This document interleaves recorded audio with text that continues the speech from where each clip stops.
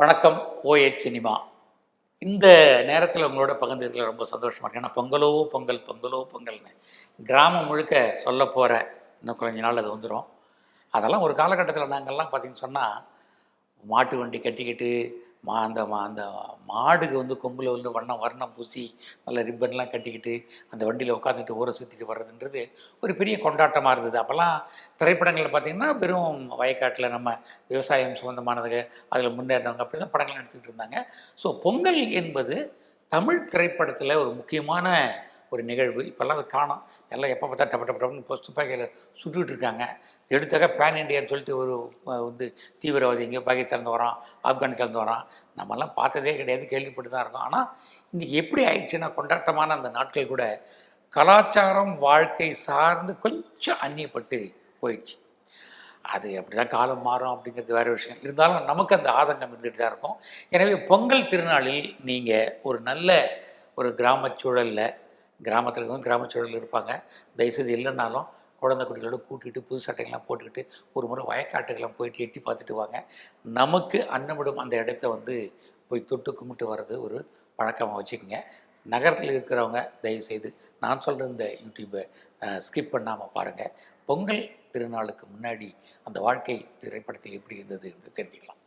இந்த வீடியோவை உங்களுக்கு வழங்குபவர்கள் பேசஸ் பே secure digital payments with multiple features and great success rate.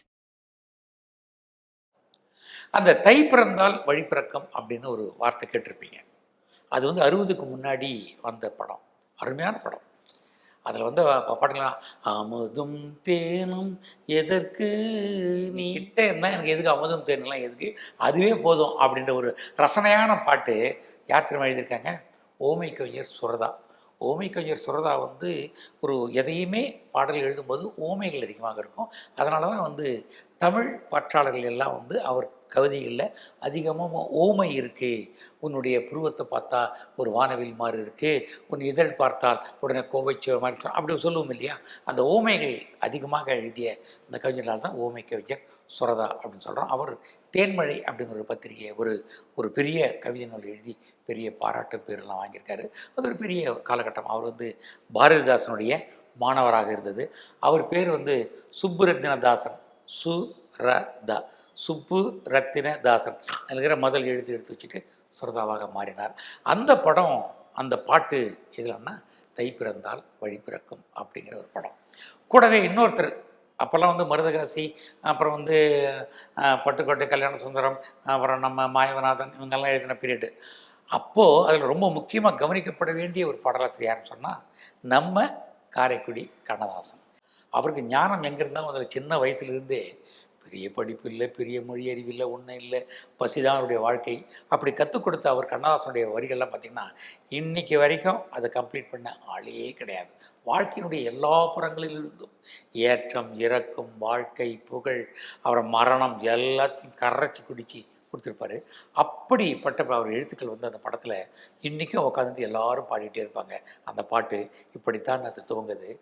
மண்ணுக்கு மரம் பாரமா, மரத்துக்கு கிளை பாரமா, பெற்றெடுத்த குழந்தை தாய்க்கு பாரமா. அதாவது ஒரு பிள்ளையை பெற்றெடுத்துட்டா அது பாரமாகவே நினைக்கக்கூடாது. அவளை பெற்று எடுத்து வளர்த்து உச்சி முகர்ந்து அவள் வளர்ச்சியை பார்த்துட்டு அவள் இன்னொரு இடத்துல போயிட்டு வாழ்ந்து அந்த மகிழ்கிற அந்த மகிழ்ச்சி இருக்கே, அது ஒரு தாய்க்கு தான் இருக்குது, அது பாரமே கிடையாது. இதை வந்து கண்ணதாசன் எப்படி எழுதியிருக்க முடியும்? ஒரு ஆண் ஒரு தாயாக மாறி அப்படியே வாழ்க்கையை அப்படியே பிரதி எடுத்து கொடுக்குறாங்க. இந்த பாடல் அந்த தை பிறந்தால் வழி பிறக்கும் அப்படிங்கிற படத்தில் வரும். நீங்கள் அந்த படத்தை முடிஞ்சால் யூடியூப்பில் போய் பாருங்கள். பொங்கல் நாளில் அவ்வளவு சந்தோஷமான அந்த படம்.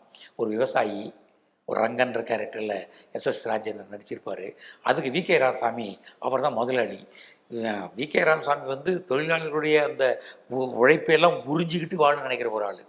ஆனால் எஸ்எஸ் ராஜேந்திரன் என்ன பண்ணுவார்னா, யார் உழைக்கிறவனுக்கு ஏன்டா காசு கொடுக்க மாட்டேங்கிற, அவங்கள வச்சு தான் நீ வாழ்கிற அப்படின்னு விவசாயிகள் சார்பாக பேசக்கூடிய ஒரு ஆள்.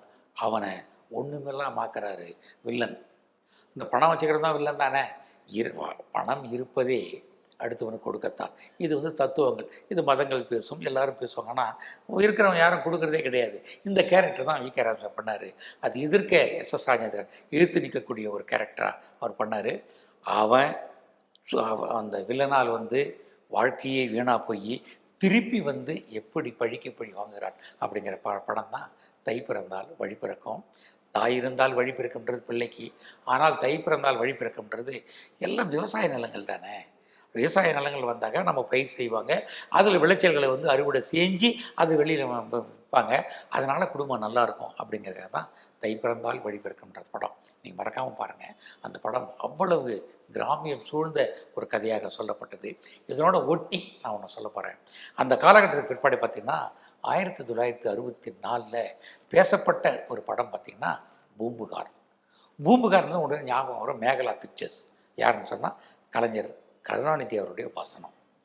அந்த கோவலனும் கண்ணகியும் மாதவி வாழ்க்கையில் புகுந்து நடத்திய அந்த வாழ்க்கை இருக்குது பாருங்கள். இந்த வாழ்க்கையை சமூகத்துக்கு தகுந்த மாதிரி எழுதியிருக்காங்க. அதுக்கு முன்னாடி பார்த்தீங்கன்னு சொன்னால் வெறும் புராண படங்கள் ஒரு 3 மணி நேரம் 4 மணி நேரம் படம் அப்படி தான் ஓடிக்கிட்டு இருக்கும். ஒரு 30-40 பாட்டு. அப்போது முதல் முறையாக அந்த படம் வந்து மாற்றி அமைக்கப்படுகிறது. ஏன்னா திராவிட இயக்கத்தில் வருகிற இந்த எழுத்தாளர் பேரறிஞர் அண்ணா, கலைஞர் கருணாநிதி போன்றவர்கள்லாம் உள்ளே போய் மாற்றி எழுதுகிறாங்க. அப்படி மாற்றி அமைக்க படம் தான் சிலப்பதிகாரம். வந்து இளைஞர்கள் எழுதின கதை, அதுக்கு கலைஞர் கருணாநிதி திரைக்கதை வசனம் எழுதி முழுக்க மாத்துறாரு. இந்த ஊரில் ஒரு வணிகன் ஒரு குடும்பம் நடத்திக்கிட்டு இருக்கான், அவ்வளோ ஆசை கொண்டு மாதவிங்கிறவத்தை வந்து இழுத்து பறிக்கிறா, அதனால் குடும்பம் எப்படி சதியுது அப்படின்ட்டு பழைய கால அந்த புராண கதைகளையும் வச்சுக்கிட்டு இப்போ இருக்கிற நடைமுறை வாழ்க்கையும் எடுத்துக்கிட்டு இப்போ படம் பார்க்குறவங்க கூட நீ கூட வீட்டில் ஒழுங்காக இருக்கணும், யார் மேலே ஆசைப்பட்டு போயிடாத, போகிற வாழ்க்கை எப்படி சதியும் என்பதை கரெக்டாக இணைச்சி எழுதப்பட்ட அருமையான அந்த திரைக்கதை வசனம் எழுதின படம் கருணாநிதியுடைய அந்த பூம்புகார் படம். அந்த பூம்புகார் படத்தில் கோவலனா யார் நடித்தார்னா எஸ்.எஸ். ராஜேந்திரன். அந்த காலத்தில் எம்ஜிஆருக்கு முன்னாடி அழகாக தமிழ் பேசி உச்சரித்து அந்த பாவத்தோட கையை காலை அரைச்சி பேச யாருன்னா வேறு யாருமே கிடையாது, எஸ்.எஸ். ராஜேந்திரன் தான். அவ்வளோ அழகாக இருப்பார். இன்னும் நாடகத்தில் நடித்து வந்தவர் இல்லையா, அவ்வளோ அழகாக உச்சரிப்பு, ஒவ்வொரு வார்த்தையும் அவ்வளோ அழகாக பேசுவார். அப்படி அவர் கோவலனாக நடிக்கிறாரு. அதில் வந்து நம்ம கண்ணகியாக விஜயகுமாரி நடித்தாங்க. விஜயகுமாரி பின்னாளில் எஸ்.எஸ். ராஜேந்திரனுக்கு மனைவியாக மாறாங்க விஷயம். ஒன்றா சேர்ந்து ஒன்றா நடிச்சிருக்காங்க. அதில் கண்ணகியாக நடிக்கிறாங்க. மாதவியா ராஜஸ்ரீ நடிக்கிறாங்க. ரொம்ப அந்த படத்தில் ரொம்ப முக்கியமான ஒரு விஷயம், எல்லாருமே மறக்கக்கூடாத ஒரு விஷயம் என்னன்னு சொன்னால், மாயவநாதன்கிற ஒரு கவிஞர் பாட்டு எழுதுவார். மாயவநாதன்ற தத்துவ கவிதைகளாக எழுதுவார். கலைஞர் கருணாநிதிக்கு ரொம்ப ஒரு பிடிக்கும். அதனால் பார்த்திங்கன்னா ஒரு 4-5 பாட்டே கொடுத்துருப்பாங்க. அந்த ஒரு பாட்டில் கே.பி. சுந்தராம்பாள் நடிக்கணும். கே.பி. சுந்தராம்பாள் சாமி தான் இருக்குது, சாமி கடவுள் அதான் என் வாழ்க்கை, வேறு எந்த படத்தில் நடிக்க மாட்டேன்னு இருக்கிறவங்க. கலைஞர் கருணாநிதி சாமி பூதெல்லாம் ஒன்றும் கிடையாதுப்பா, ஜனங்க தான் முக்கியம் அப்படின்னு நினைக்கிற ஒரு திராவிட கொள்கை உள்ளவர். இவர் எடுக்கிற வசனம் படத்தில் கே.பி. சுந்தராம்பாள் கேட்குறாங்க. போய் கேட்கும்போதே எல்லோரும் பயப்படுறாங்க, ஐயோ வேணாங்க வம்பு, கலைஞர் கருணாநிதி இப்படி சாமி இல்லைங்கிறவர்.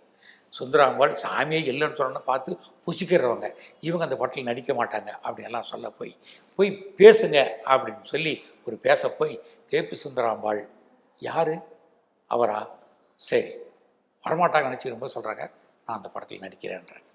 என்னடான்னு கேட்டால் சுந்தராம்பாள் சொல்கிறாங்க, அவரிடம் இருக்கும் தமிழ் என்னையும் அவரையும் ஒன்றாக இணைக்கும்ன்றாங்க.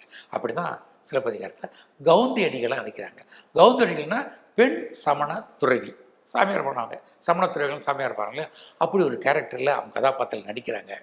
கோவலனும் கண்ணகியும் ஒன்றுமே இல்லாமல் வாழ்க்கையில் இருக்கும்போது மதுரைக்கு போகிற வழியில் சந்திக்கிற கேரக்டரில் கே.பி. சுந்தராம்பாள் நடிக்கிறாங்க. போய் ஒரு இடத்துல சேர்த்து விடுறாங்க. அந்த கதாபாத்திரம் ரொம்ப முக்கியமானது. சுந்தராம்பாள் வந்து அழகான தமிழில் கலைஞர் வசனத்தை பேசி நடிச்சிருப்பாங்க. தயவுசெய்து அந்த படத்தை பூம்புகாரம் பாருங்கள். அதில் மாயவநாதன் ஒரு பாட்டு இருக்கிறார். நின்று கொல்லும் தெய்வம் எங்கே சென்று விட்டதுன்னு கேட்குறார். கே.பி. சுந்தராம்பாள் பாடணும், நான் பாட முடியாதுன்னு கிளம்பிட்டாங்க. ஏங்க அப்படின்னு கேட்டால், அது எப்படிப்பா அது, எங்கே நின்று கொல்லும் தெய்வம் எங்கே சென்று விட்டதுன்னு கேட்குறாரு இவர். அப்போ தெய்வம் இல்லைன்னு சொல்கிறாரா, இதுக்கு தான் அந்த படத்தில் நடிக்க மாட்டேன் அப்படிங்கிற மாதிரி சொல்லி ஒரு பெரிய பிரச்சனை வருகிற போது மாயவநாதன் எங்கடா தேடி பிடிச்சாருமா எழுதி சொல்கிறாங்க. பார்த்தா மாயவநாதன் ஊருக்கு போயிட்டார். இந்த காலமா உன்னை ஃபோன் போட்டு சார் வாங்க சார் சொல்கிறது, இல்லைன்னா சார் நீங்கள் என்ன வரிகள்னு சொல்லுங்கள் சார், நாங்கள் அப்படியே நாங்கள் டைப் அடித்து அப்படியே பண்ணுறோம் அப்படின்னு சொல்லலாம். இப்போ இருக்கிற விஞ்ஞான காலையில் அப்போ அப்படியே கிடையாது. ஒரு ஊருக்கு போனால் இன்னொரு ஊருக்கு சொன்னாக்கா கட்ட வண்டி, அப்புறம் பஸ்ஸு தான், அது கிடையாது. மாயவநாதனை பிடிக்க முடியல. என்ன பண்ணுறது? கேபி சுந்தரம்பாள் பாட மாட்டேன்னு சொல்கிறாங்க. என்ன பண்ணுறது சொன்ன கலைஞர்கிட்ட போய் இந்த பிரச்சனை போகுது. அவர் கூப்பிட்டு என்ன பிரச்சனை? நின்று கொள்ளும் தெய்வம் எங்கே சென்று விட்டது அப்படின்னு எழுதிட்டாரு. அப்படியா, சரி விடுங்க, நான் எழுதுகிறேன், மாயநாதன் ஒன்றும் கோச்சிக்க மாட்டேன் அப்படின்னு சொல்லி மறுபடியும் எழுதுறாரு. நின்று கொள்ளும் தெய்வம் இங்கே வந்து விட்டது அப்படின்னு கலைஞரை மாற்றி எழுதுறாரு. உடனே சுந்தராமல்கிட்ட சொல்லும்போது அதானே தெய்வம் என்னைக்காக இருந்தாலும் கூட இருக்கும், இருக்காதுக்கு அப்புறம் நீ எழுதுவேன் அப்படின்னு சொல்லி கருணாநிதியை மாற்றி எழுதிய அந்த பாடலை மீண்டும் கேபி சுந்தராம்பாள் பாடியிருக்காங்க. நீங்கள் கேட்குற பாடல் என்பது கருணாநிதி மாயவநாதன் பாடல்களில் மாற்றி அமைத்து எழுதி வைக்கப்பட்டது அப்படிங்கிற ஒரு சுவாரஸ்யமான அந்த சிலப்பதிகார அந்த பூம்புகாரில் எழுதப்பட்டது. அந்த பூம்புகார் படம் எடுத்து 25 வாரம் ஓடுது. வெள்ளி விழா கண்ட படம் 25 வாரம். எஸ்.எஸ். ராஜேந்திரனையும் விஜயகுமாரையும் அப்படியே ஜனங்க கண்ணன் கோவலன் கண்ணிகையாக நினைக்கிறாங்க. இதுக்கு பிற்பாடு தான் இப்போ இருக்குது பாருங்கள், கடற்கரை ஓரமாக இருக்க நம்முடைய உழைப்பாளர் சிலைக்கு அப்புறம் வந்து கண்ணகி சிலை இருந்து தெரியுங்களா? மாநில கல்லூரிக்கு முன்னாடி அங்கே தான் நான் படித்தேன். நான் டெய்லி அங்கே தான் பார்ப்போம். அந்த கண்ணகி சிலையை எப்படி வச்சாங்கன்னா, பூம்புகார் திரைப்படம் வந்து பெருசாக பேர் கிடைச்ச பிற்பாடு, சிலப்பதிகாரம் பூம்புகார் கலைஞர் கருணாநிதி சொன்ன பிற்பாடு, அவங்க ஆட்சிக்கு வந்த பிற்பாடு அந்த தமிழுடைய பண்பாட்டு நினைவாக கண்ணகி வந்து கோவலன் மதுரை ஈர்த்த கோவல் நினைவாக ஒரு அறம் சேர்த்த அந்த அந்த அந்த கதாபாத்திரத்துக்கு அங்கே செலவைக்கிறாங்க. இப்போ தெரிஞ்சுங்களா? கண்ணகி சிலையினுடைய வரலாறு இப்படி தான். ஒன்று சொல்லி ஒரு எழுதி அது புகழ்பெற்று அது வரும்போது தமிழின் அடையாளமாக இங்கே கண்ணகி சிலை வைக்கப்பட்டது. அதுக்கப்புறம் கண்ணகி சிலைவை அங்கேயும் இங்கேயும் அல்லாடிச்சுங்கிறது வேறு அரசியல், அதுக்குள்ளே நம்ம போக வேணாம். ஆக பூம்புகார் என்ற படம் என்பது ரொம்ப முக்கியமான படம். அது 1964 வந்த படம். இதுக்கு முன்னாடியே சொல்லியிருக்காங்களான்னு சொன்னால் சொல்லியிருக்காங்க. அதுக்கு முன்னாடியே பார்த்திங்கன்னு சொன்னால் ஒரு 1942 இதே கதையை சிலப்பதிகாரம்னு எடுத்திருக்காங்க. அந்த சிலப்பதிகாரத்தில் அந்த கோவலன் கண்ணகி அந்த கதையை யாராக நடிச்சதுன்னு சொன்னால், அந்த காலத்தில் சின்னப்பாலாம் நடிச்சிருக்காங்க அந்த படத்தில். அப்போது அந்த கதை எப்படி எழுதப்படுது சொன்னால் ரொம்ப ஆச்சரியமான விஷயம். இப்போ வந்து இளங்கோவடிகள் எழுதின கதையில் இப்படி, ஆனால் அப்படி என்ன பண்ணாங்கன்னா, சிவனும் பார்வதியும் 2 பேரும் பேசிக்கிறாங்க. பேசும்போது சிவன் பெரிதா சக்தி பெரிதா அப்படின்னு சண்டை வருது. அப்போ அந்த சக்தி என்ன சொல்லுது? சக்தி தான் பெரிது அப்படின்றாங்க. ஒரு கோபம் வந்தது, யாரா சிவனோட சக்தி பெரிது அப்படின்னு சொல்லி சபிச்சிடுறாங்க. நீங்கள் யாருமே கும்பிடாத மதுரையில் ஒரு துர்கா கோயிலில் நீ வந்து சிலைக்குள்ளே போ அப்படின்னு சபிச்சிடுறாங்க. அந்த பார்வதி நேராக அந்த சிலைக்குள்ளே போயிடுறாங்க. அது பாழடைஞ்ச கோயில், யார் அங்கே போய் விளக்கத்து போகிறான் அப்படின்னு சபிச்சிடுறாங்க. பெரிய தண்டனை. அந்த வழியாக ஒரு வியாபாரி போய் நான் எடுத்து போன அந்த எண்ணெய் எல்லாத்தையும் வித்துச்சுன்னா நான் உங்களுக்கு நெய்வேலி விளக்கு போட்டு அபிஷேகம் பண்ணுறேன் அப்படின்னு சொல்லிட்டு கும்பிட்டு போகிறான். அங்கே யாருமே நிற்க மாட்டாங்க. அப்படி ஒருத்தன் நின்றுட்டு போனதும் வித்துட்டு வந்து போனதும் அவன் ஆஹா நான் உன்னை கும்பிட்டு போனதுனால தான் எனக்கு வந்து விற்றுது அப்படின்னு சொல்லி நெய் விளக்கு ஏற்றுறான். என்னன்னா, அந்த துர்க்கை கோயிலில் யாருமே விளக்கத்தக்கூடாதுன்னு சொல்லிட்டு அப்போது ஒரு பெரிய சட்டம் போட்டு வச்சுருக்காங்க. அப்படி ஒரு சபிக்கப்பட்ட கோயில். இதை கேள்விப்பட்டு யாரா விளக்கேற்றான்னு சொல்லி தேடி பிடுறான் அவனை. அப்படின்னு தேடி பிடிச்சி அவனை கேட்டாக்கா இந்த மாதிரி கதை சொல்கிறான். அவனுக்கு தண்டனை கொடுக்குறாங்க. நான் என்னை வந்து கும்பிட்டதுனால நீ தண்டனை கொடுத்துட்டியா அப்படின்னு சொன்னதும் அந்த பார்வதி அவன் மூலமாக ஒரு மதுரையில் ஒரு இடத்துல போயிட்டு ஒருத்தன் கருவாக பிறந்து அவன் வளர்க்க முடியாமல் ஒரு இடத்துல அந்த குழந்தைய அப்படியே விட்டு அதை ஒருவன் எடுத்து வளர்த்து கண்ணகியாக மாறுகிறாள். இப்படி எங்கேயோ விட்டது கண்ணகியாக மாறி அங்கே ஒருத்தன் கோவலன் வந்து கல்யாணம் பண்ணி இப்படி கதை அப்படி முன்னே மாற்றி வைக்க முடியுது. ஏன்னா இட்டு கட்டி எடுக்க வேண்டிய சூழல் வந்து அந்த 42 இருந்த அந்த அந்த கதைக்கு. ஆனால் இங்கே பூம்புகார் 64 முற்றிலும் மாற்றி அமைக்கப்பட்டு நம்ம பார்க்குற படமாக மாற்றி அமைக்கப்பட்டது. எதுக்கு சொல்கிறோன்னு சொன்னாக்கா, ஒரு விஷயத்தை கரெக்டாக போய் சேரணுங்கிறதுக்காக யார் கையில் எடுத்து எழுதுகிறானோ அவன் கையில் தான் மிகச்சிறந்த அந்த மக்கள் பார்வை இருக்கும். அந்த பார்வை கலைஞர் கருணாநிதிக்கு இருந்தது. ஏன் இந்த நேரத்தில் எடுத்து நான் கலந்து சொல்கிறேன்னா, 100 ஆண்டுகள் முடிந்த ஒரு எழுத்தாளர் கலைஞர் கருணாநிதி. இப்போ நீங்கள் பார்த்துட்டு இருக்கும்போதெல்லாம் பார்த்திங்கன்னா திரைப்பட உலகம் 100 ஆண்டு கலைஞர் நூற்றாண்டு விழாவை கொண்டாடி எல்லாம் பண்ணிகிட்டு இருப்பாங்க. கமலும் ரஜினியும் உட்காந்து மேடையில் ரொம்ப சந்தோஷமாக பற்றி பேசிகிட்டு இருப்பாங்க.